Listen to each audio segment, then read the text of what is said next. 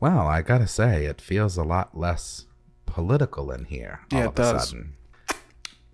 That's me checking the temperature. Yeah, less political. Yeah, definitely a lot less history and politics and important stuff in the air. Cody's not here tonight. That's what we're getting at. Shut up, shut up, shut up, shut up. I'm embarrassed. Oh my god, it was the funniest article I've ever read in my entire life. I watched a couple of compilation videos on YouTube. I've got it all figured out.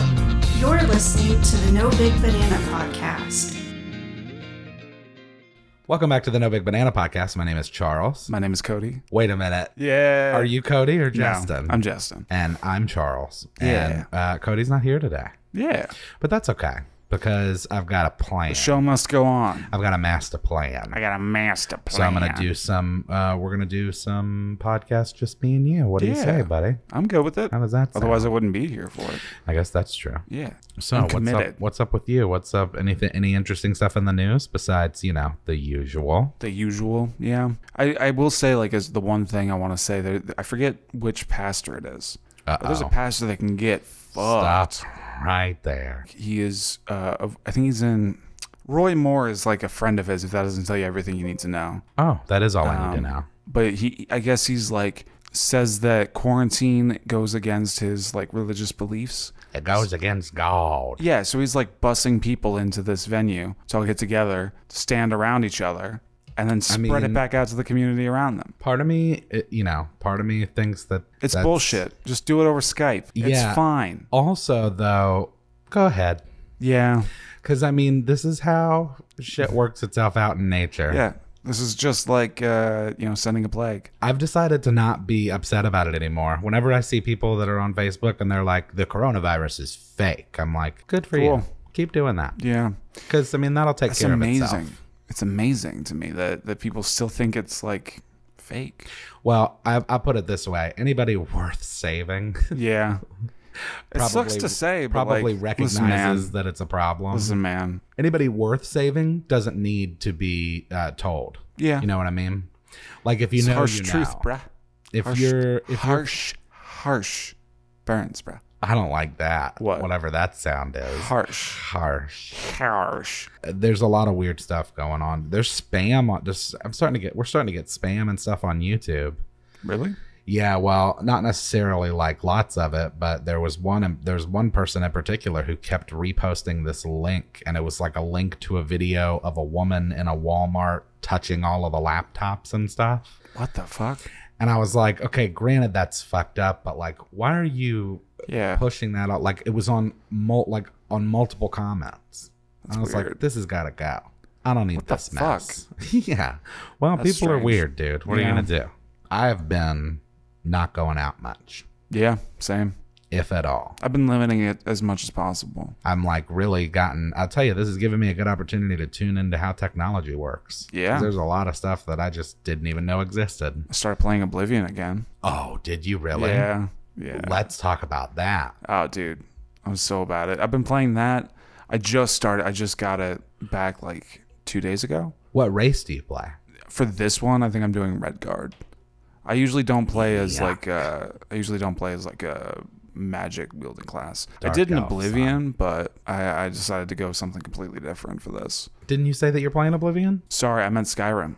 Oh, you're playing Skyrim. No, I play a lot of like magic casting in Skyrim. I see. So I decided to do something more melee oriented in Oblivion. I can see that. I've also been playing Bloodborne, which is just good and bad all at the same time, because my god, is it frustrating. Bloodborne is cool. Oh, so we were talking about music earlier. Yeah, we were, yeah. So you were talking about Joyner. Yeah, I haven't heard anything of his new stuff, but the Will Smith homage thing. Yeah, that's on there. And again, it's cute.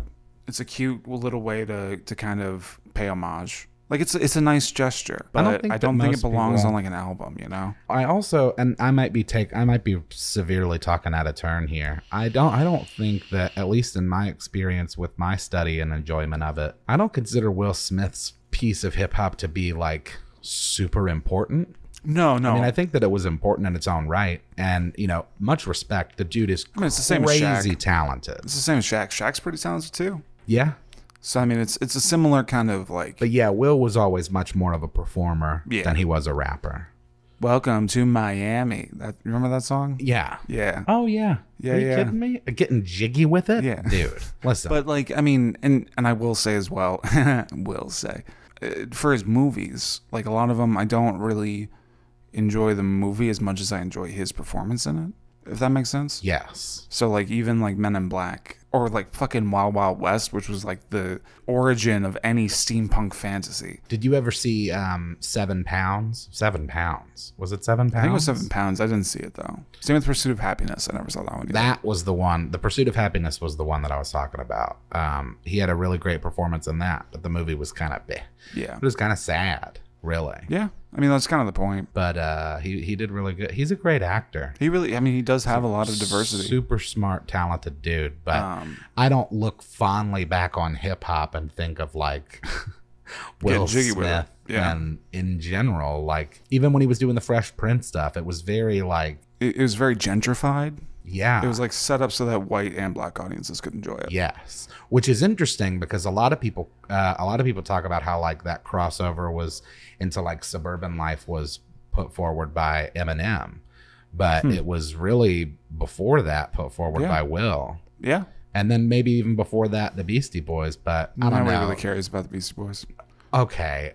No. First of all, the Beastie Boys have more of an importance to hip hop than Will Smith Listen, does. man, I named my 3 planters after the 3 members of the Beastie Boys, okay? If anybody, trust me, I'm all aboard. I also honestly like Rage Against the Machine. Oh, Rage is good, dude. I honestly do. I was listening to fucking Cypress Hill the other night. Oh, really? Yeah, dude. There's one album by Cypress Hill that like is just gold. And I can't remember. You know what was really sad was Lupe Fiasco.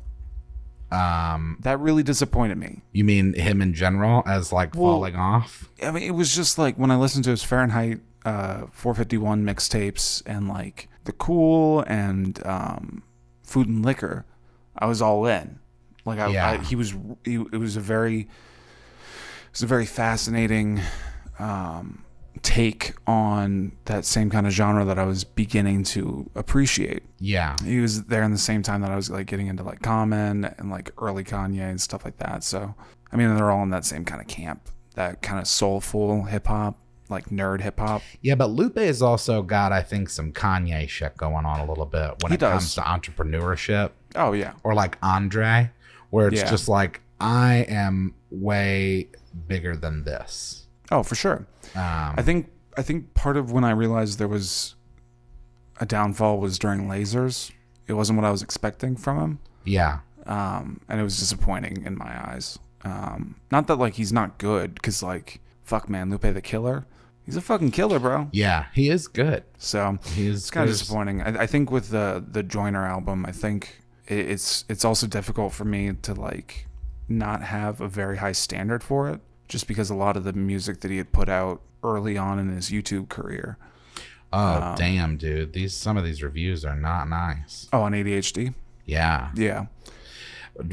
Joyner Lucas whiffs badly on long overdue debut. Yeah. That's mean. It's not as good as I was hoping it would be. Well, here's the thing with dudes like Joyner, and it's not just dudes like Joyner, it's guys in hip-hop in general. When you come out so heavy like that... Yeah, when you come out swinging hard... It's so important that you back it up. Big rap dick just swinging. Yeah, dude, because how many rappers have done that have just been like exploded and been like, look how amazing they are, and then they just kind of... Yeah, like Mac Lethal, Watsky. Or like Lupe Fiasco. Like we were just talking about. Yeah. Like the rap is... very breezy. You gotta it's really, very fair weather. You have to really build a fucking crazy foundation. It's like dude. Like when Eminem came out with when M came out with the Slim Shady LP. What was his first one? The Slim Shady LP. No, the one that like Infinity or something. Infinite. Infinite. Yes. And he sold those out of his Tracer. Yeah, exactly. But when he dropped Slim Shady LP, there's no way that he would have gotten to where he was had he not followed it up with the Marshall Mathers LP. Oh my god! And then Eminem, and then to follow it up with Eminem Show. Those 3 are like iconic. Yeah, they are really, really good. Just it was the same with Kanye, man. Yeah, Kanye's first couple albums, like once he did the Through the Wire mixtape or whatever. Yeah, and then followed it up with like just a destructive. Impact. I think it was. It wasn't Graduation. It was the one before it. Late Registration, I think. Yes. That one was fire. You can't afford to. I didn't like the way I said fire. Sound like a nerd. You can't afford to have your debut album be bad. Yeah, and you also can't. Or not even necessarily bad, just not as much heat as you've already brought. Because you know, with features, he's shown the world that he's like on some other shit. Oh, dude, Joyner is ridiculous. Like, and that's the thing that pissed me off. One was his working with Chris Brown, because Chris Brown's a piece of shit. It's like you are very like. I mean, I get it. I get wanting to work with somebody that's prolific to help. Like when I heard, you know, like his remixes, for example, of like Bank Account. And all those others, absolutely flawless pen game, like up there with the great. Like I was like, okay, this guy is setting himself up to take over that market, that like lyrical, fast-paced, hard rap. Yeah, because there's not a lot of those left. Yeah, that mindset of like whatever it takes to win, dude. That's how Kanye's brain works. Yeah, like he's just like, I'm a genius, and it's like the voice of a generation. What makes it so infuriating is that like a lot of what he does is genius. Oh, it absolutely is. So it's like, it'd be one thing if he was just like a ranting lunatic, but it's like he's actually good. The dude's not only super talented, but a multi platinum selling artist. Right, like, not only just a good rapper. I was about to say, and like an amazing producer. Like. You look through a couple of his first albums, it's just gold. The whole thing. And then he basically married into royalty. Yeah. So it's really bizarre. That's when it gets weird, and he has that weird like God complex. Yeah. He takes that. Well, to be fair, if you spent most of your day around the Kardashians, wouldn't you get a God complex? Oh my God, I'm the most brilliant man alive. Yeah. Nobody out there could possibly. Nobody on the earth could be smarter than me. Because look at my surroundings. Yeah, that's his benchmark. I mean, it's just, you know. And then there's also the part of me that tries to step back and say like, okay. You know, like one of the reasons why I like Modest Mouse a lot is that, or Aesop Rock for that matter, is that every album feels distinct and like its own sound while still maintaining the brand, right? Yes. So it's hard for me to like not use that comparison to other artists. And you should use it. I mean, like so when you mentioned that, somebody that came to my mind was the Wu. Oh yeah. Because the Wu-Tang is very, very good about having distinct albums. Right. And like if you listen to like Liquid Swords versus the Purple Tape versus like Enter the 36 Chambers. Have you heard the Enter the Magical Mystery Chambers? Oh yeah. Oh bro, that is some I stay on fire. top of the Wu. Yeah. I have I've read his books and shit. Oh, shit. I'm into the Wu. RZA's my favorite rapper of all time. Yeah, RZA and Jizz are both. Dude, the RZA did the fucking Afro Samurai soundtrack. Yeah, RZA and made nothing the is better than that. RZA made the man with the iron fist, bro, and there's just blood pouring down the dock. Bro. Oh my God, I'm gonna have to rewatch that shit now. Dude, the man with the iron fist. I want to see that shit again. What year did that come out? 2011, 2012? 2012, yeah. Yeah, sounds about right. Man, RZA's a bad motherfucker, dude. I feel that way about not Thundercat, although Thundercat's fantastic, but. Who am I thinking of? Who's the guy that did Captain Murphy? Flying Lotus? Flying Lotus, that's it. Yeah. Dude, that guy spans genres. Mm-hmm. I think he even did a movie. Yeah, probably. And like, oh, fuck. Captain Murphy is one of the best like concept albums I've heard in a long time. Yeah. It's kind of how I feel about Madvillainy, is that it's one of the few albums I can think of that is just one progressive thought the entire way throughout. Yeah. Like they set it up. Like Yesterday's New Quintet is here, even though there's only 4 of them. And they just have like this weird like radio static fever dream, like changing channels on the radio in a fever sound that overrides the entirety of the album. Yeah. And I think if I were to say the biggest thing for ADHD, I think that would be different from comparing it to an album like Madvillainy, would be that it seems to not have a cohesive idea in mind. It doesn't have a big picture idea. It's just kind of throwing everything together, slapping it together, and calling it an album. And I think that's why people are like, "What the fuck, dude?" Well, and it's interesting that you compare it to Madvillainy, because like Joyner is up on that kind of, he's up in the MF Doom land. Yeah. In terms of his ability. Oh, for sure. Which is what makes it like doubly disappointing. Yeah. because it's like I think that there's a certain echelon of like of and obviously it's all subjective and it's to people's opinions, but I think in terms of like just straight up lyrical skill, there's a level up there where the people like MF Doom and Tech and those people even live. like Earl Sweatshirt. Yeah. And Joyner lives up there. Yeah. But then, I haven't heard any of the music, so I can't judge it. But, I will say that the last couple of joints he's put out, I wasn't really fucking with. Yeah. And those are primarily what's on the album. That's the sound that the album gives, which is, again, disappointing because I really have a lot of respect for him as an artist. Again, this is also, like you said, subjective. It's not something that, I don't know what his mindset was. I do like the album cover for it. That shit's hot. I haven't seen it. I'll have to look it up. He's got his hands over his face. Oh, yeah, I did see it. Yeah, it's just fire. I do like that. It's aesthetically pleasing. Yeah, it is pretty cool looking. But that's about the best thing I can say about the album. So. Yeah, damn. What's your favorite rap album? My favorite rap album? Yeah. Oh, man. That's really hard. Probably ATLiens. That's a good call. But maybe Slaughterhouse's debut album. Okay.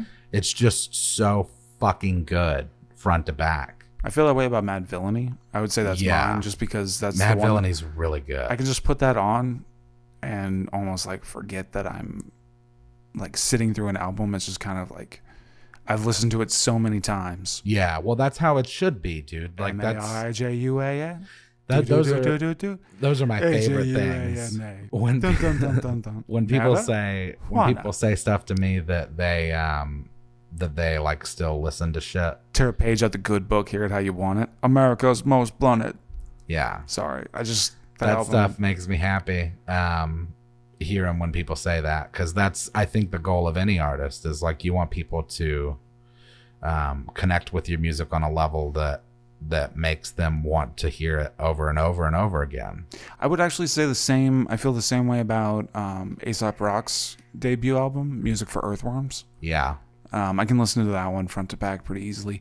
A lot of so for me, a lot of what I like about hip hop and rap in general is that like I tend to favor, like, even as I was like getting into Eminem, I always remember that the ones that were like the hits on the radio weren't necessarily the ones that I liked most. Yeah, not really. Because I prefer the ones that it's like, a fucking paragraph for the verse, the deep cuts. Yeah, and so like those were always the ones that I was looking for. So when I found A$AP Rock, it was like, oh, this guy's entire discography is that. Like he doesn't have anything besides that. Right. So for me, it's like always been a pleasure, like going through and reading the lyrics and understanding it, and then like listening to it back again and catching things. And it offers an opportunity for me to go back to it over and over again. Which isn't to say it's the only thing that'll make me do that, but it's one of the more rewarding experiences, I guess. Yeah. So when you start to like, oh, that's what he means by that, and then it's like, oh, now all of this makes sense. Dude, and great artists do that. I'll still catch myself going through like a Tribe Called Quest song, or even an Eminem song, and being like, oh shit, I've been listening to this song for fucking 16 years. I never realized that. I never caught that before. Yep. That's and I try to build my raps that way. Yeah. Because it's you want to leave those nuggets for people that you need to have re-listenability. Yeah. That's a word that I just made up. Well, I mean all of that, that's I think what every artist wants is like re-listenability. When you look at the re-listenability, I like that. And that's what we attempt to produce here on the podcast. Exactly. Is, people want to go back and listen to some of your faves and maybe best ofs or unaireds. We'll make some of those. Yeah. That would be nice to have like a little highlight reel. Yeah. We broke I don't know how many we're at now, but I think we broke 2,000 total views on the podcast on YouTube? Yeah. Nice. That's good. So it means some people are out there listening. Thanks, everybody. And hopefully more people are listening now because I just put out some stuff about it. Oh, yeah? So, yeah, I try and push it. I'm going to... Hell yeah. Oh, you did during the gag reel. Mm-hmm. Yeah. I remember watching that. And I want to try... And I try to push it on on some of the bigger ones, too. But these days, I never know what's going to perform well. Right. I'm in a weird space now where I'm just kind of like, all right, I'll just start throwing stuff out, seeing how it does. Throwing shit at the wall. Yeah. Yeah. That's what you got to do, man. We're going to be streaming too. That's going to be fun. And hopefully we'll be able to expand that to get more people involved in the future. I'm down to be involved. Yeah, dude. And we're going to be world building. Yeah. That's what we're going to do Thursday. Oh, and Cody's not here for that either. But that's fine. Because we can just... okay. We'll figure something out. We'll just build some more badass stuff. Yeah. Even if it's just like, well, why are we talking about this now? Today is Tuesday. Yeah, that's true. Tuesday's a fun day. Oh, and so we might as well, for the moment, just say that coronavirus is still seemingly out of control. Yeah. I think we broke 3,800 deaths. Yeah. Which is... It's probably more than that. Yeah. Let's see what your coronavirus numbers are, folks. Yeah, fuck COVID. Oh, boy. Well, isn't that nice? Let's see. 9,600 deaths. Jesus.